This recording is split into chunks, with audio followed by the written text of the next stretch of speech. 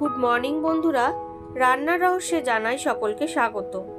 আর একই স্বাদের রেসিপি প্রতিদিন নয়, হাজারেরও বেশি রেসিপি নিয়ে চলে এসেছি রান্নার রহস্যে।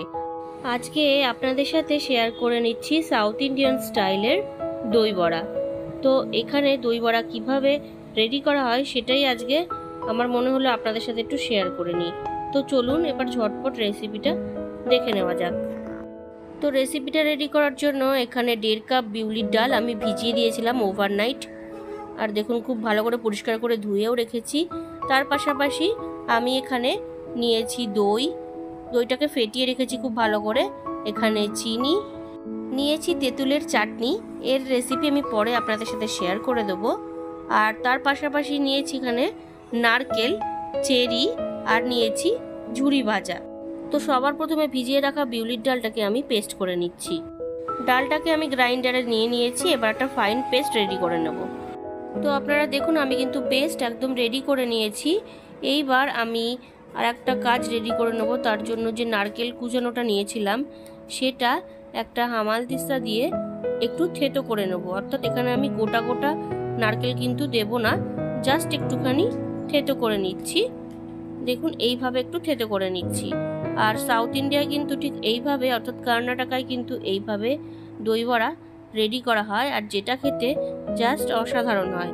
তাই মনে হলো আপনাদের সাথে একটু শেয়ার করে নিই। তো দেখুন ভালো করে কিন্তু আমি থেতো করে নিচ্ছি। ঠিক আমি যেরকম করে করছি ছোট ছোট টুকরো করে এইভাবে কিন্তু থেতো করে নিতে হবে। এইবার আমি ডালের ব্যাটারটা নিয়ে নিলাম। এবার এর মধ্যে আমি দিয়ে দিচ্ছি পরিমাণ অনুযায়ী একটু লবণ। খুব বেশি দেব না, পরিমাণ অনুযায়ী যতটুকু লাগবে ততটুকুই আমি দিলাম। দিয়ে ভালো করে ডালটাকে এবার ফেটিয়ে নিচ্ছি। খুব ভালো করে কিন্তু ডালটা ফেটিয়ে নেব। তো বেশ কিছুটা সময় নিয়ে আমি ভালো করে কিন্তু হাত দিয়ে ফেটিয়ে নিয়েছি।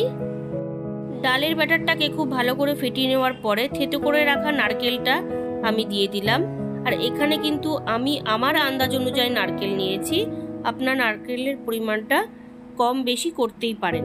তো দেখুন নারকেলটা দিয়ে খুব ভালো করে আবারও মিশিয়ে নিচ্ছি। আমি এই ধরনের একটা দুধের প্লাস্টিক নিয়ে নিয়েছি, একটা পিঠ দেখুন ভালো করে তেল মাখিয়ে নিয়েছি। এইবার যে ব্যাটারটা রেডি করা হয়েছে সেই ব্যাটারটা একটু অল্প করে হাতে নিয়ে এইভাবে নিয়ে নিলাম। দেখুন নিয়ে ওই প্লাস্টিকের যে পেপারটা বা প্লাস্টিকের যে কাগজটা নিয়েছিলাম আমি তার মধ্যে দিয়ে দিলাম। আর অবশ্য করে কিন্তু আমি তেল মাখিয়ে নিয়েছি। তো মাখিয়ে নিয়ে এইভাবে মাঝখানটায় একটা হোল মতন করে দিচ্ছি, অর্থাৎ মেদু বড়া বা রিং বড়া যেরকম হয় সেই রকম শেপ দিয়ে নিচ্ছি। তো দেখুন এইভাবে রেডি করে নিচ্ছি। তো ভাজার জন্য আমি রাইস ব্র্যান অয়েল গরম করে নিয়েছি। এবার গরম তেলের মধ্যে দিয়ে দিলাম বড়াগুলো। আমি এই প্লাস্টিকটা ইউজ করছি কারণ অনেক ক্ষেত্রে কি হয়, অনেকেই আমরা রিং বড়া বানাতে পারি না।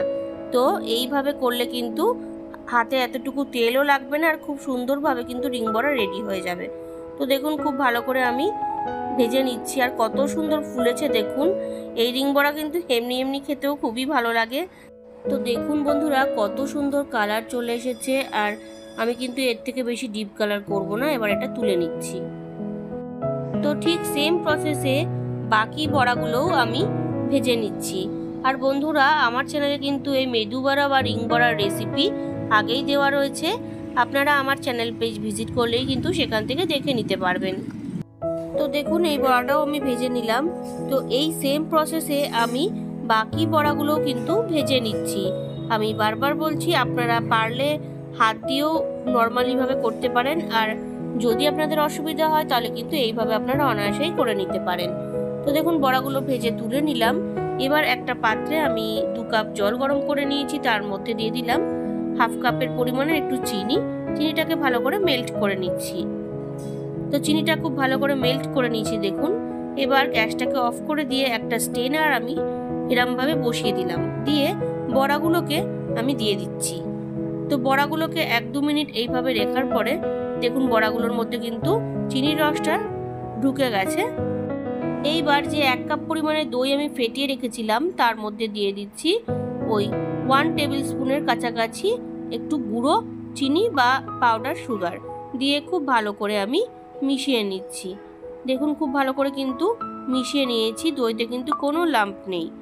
এইবার আমি একটা সার্ভিং প্লেট নিয়ে নিয়েছি, বড়াগুলোকে এইভাবে আমি প্লেটের ওপর দিয়ে দিলাম। এইবার আমি চিনি মেশানো টক দইটা ওপর থেকে এইভাবে বড়ার ওপর দিয়ে স্প্রেড করে দিচ্ছি।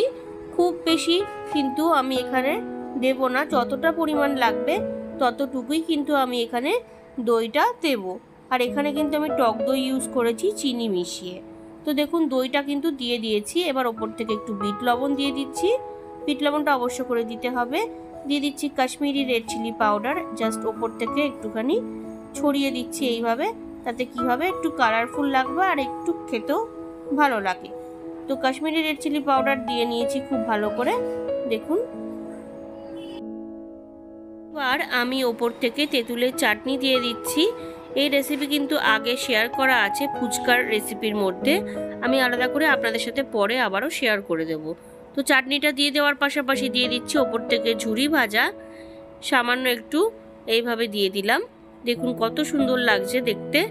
এবার ঝুরি ভাজা দেওয়ার পাশাপাশি দিয়ে দিচ্ছি জাস্ট একটা দুটো একটু ধনে পাতার কুচো, মানে খুব সামান্য, খুব বেশি দেব না, জাস্ট কালারফুল লাগবে বলে দিচ্ছি, আর একটা ফ্লেভারও আসে খুব সুন্দর।